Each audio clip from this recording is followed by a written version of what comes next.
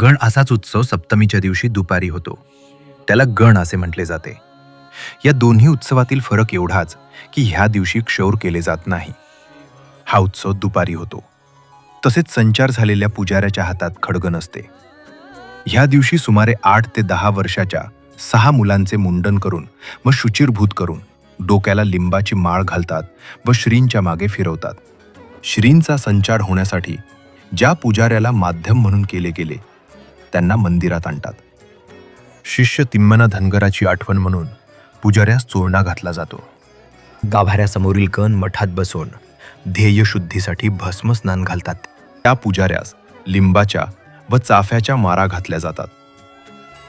श्री नागनाथांनी वर दिल्याप्रमाणे हॅग्रसांकडून साखर भरवत व साकी उच्चारताच त्या पुजाऱ्याच्या शरीरात श्रींचा संचार होतो. संचार झालेली व्यक्ती म्हणजे प्रत्यक्ष श्री नागनाथ भगवान असतात.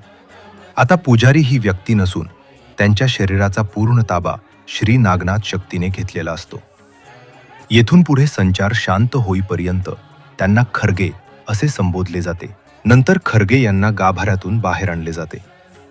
नागनाथांनी नसरुद्दीन बादशहाला दिलेल्या वराप्रमाणे शेख नसरुद्दीन बादशाह की दोचरा हो दिन हर बोला हर हर. नंतर बाहेर येऊन शेख नसरुद्दीन बादशहाच्या जयघोषात एकलिंग तेलींच्या समाधीवरून पुढे येतात. माहुरगड येथील श्री रेणुका मातेची खूण म्हणून उत्सवात संचार झाल्यावर श्रींच्या डोक्यावर पांढरी छत्री, खर्ग व गण या दोन्ही दिवशी धरली जाते. अशी ही छत्री मोहोर येथील उत्सवातही धरली जाते. महाद्वारात आल्यावर राजकीय भाकणूक वर्तवून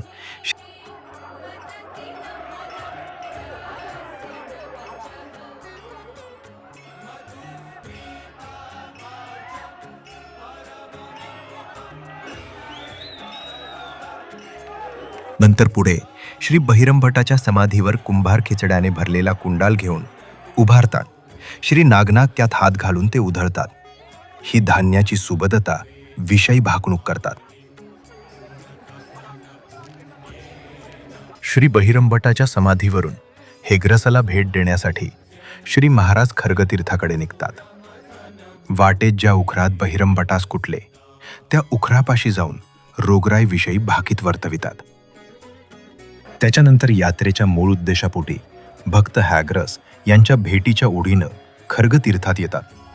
प्रथम दक्षिण दिशेस येऊन पर्जन्यविषयी भाकणूक करतात.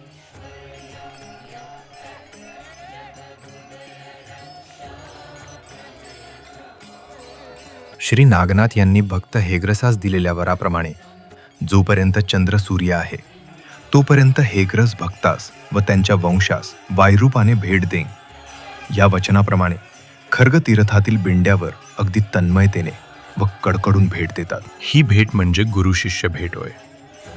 हा भेटीचा सोहळा डोळ्याचे पारणे फेडण्या इतपत नयनरम्य असतो. भेटण्याची तृप्ती होईपर्यंत भेट होते. ही भेट म्हणजे हेग्रस घराण्याला अभय व आशीर्वादच असतो. भेट संपल्यावर पुन्हा जलात उतरून उत्तर दिशेला जातात व तेथे पुन्हा पर्जन्याची भाकणूक वर्तवून खर्गतीर्थाबाहेर येण्यासाठी निघतात.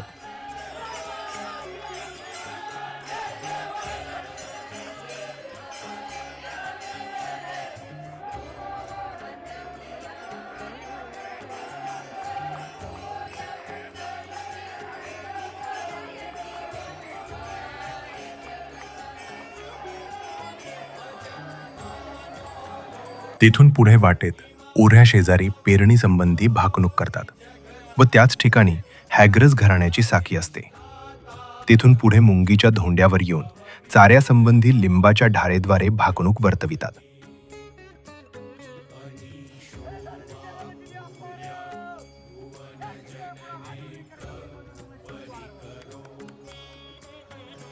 नंतर मंदिराकडे निघताना वेशीतून आत आल्यावर एका स्थानावर थांबून सर्व अभंग म्हणणाऱ्या लोकांना दर्शन देतात. यालाच संत दर्शन म्हणतात. इथून पुढे शेटे यांच्याजवळ जाऊन धान्याचं मिसळण करून धान्याविषयी भाकणूक वर्तवतात. तेथून पुढे मंदिरात गेल्यावर मूर्तीसमोर बसून मूर्तीला कवटाळतात व आपले मस्तक तिथे टेकून शांत होतात. बाले, तोडकरे, कुरडे हे आपापली कामे सेवा म्हणून करतात. तसेच हा उत्सव निर्विघ्नपणे पार पाडण्यासाठी देवस्थान पंच कमिटी व यात्रा कमिटी यांचे बहुमूल्य योगदान असते. श्री नागेश संप्रदायाबद्दल अजून माहिती पाहिजे असेल तर फॉलो करा.